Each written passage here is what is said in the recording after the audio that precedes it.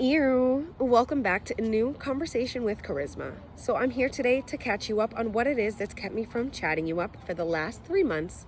And it started with planning a trip down to South Africa. The planning took a little bit of extra time because I flew in and then flew out from different airports. So myself with 2 other students and our professor, Dr. Paul Sickle, stayed for our first week at the Titsikama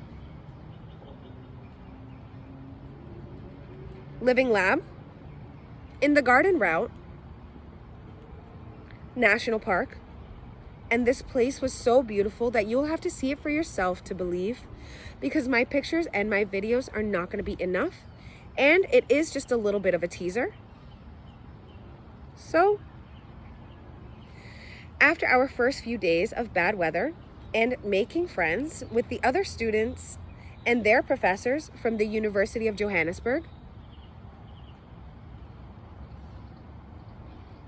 from Hong Kong University, and Northwest University, we had our chance to play in the water and learn about the different organisms that you would find in this area, as it is a special place where 2 oceans meet, being the Atlantic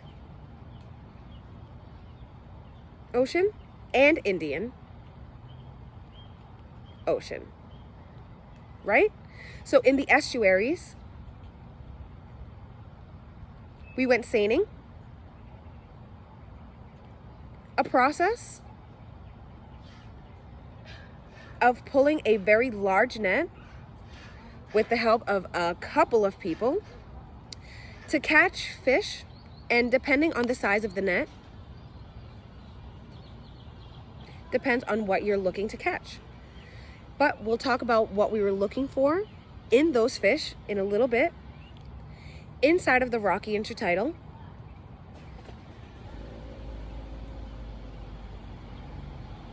we found organisms like the Parachinus, Angulosus, the Parvalastra, Exigua, and also my first nudibranch,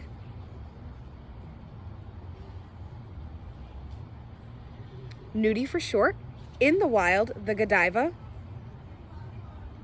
quadricolor.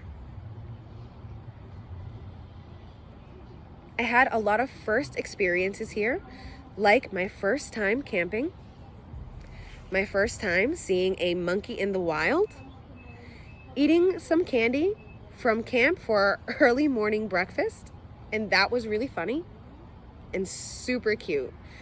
So, the parasites that we saw in the fish I was talking about earlier included copepods in the gills, trypanosomes in the blood, and my favorite parasite that we saw, also a first time experience, was the beautiful Ceratothoa famosa.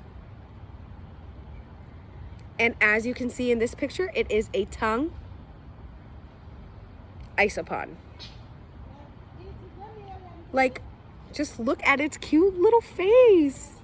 So, after our first week, we then traveled up 13 hours to the city of Potchefstroom,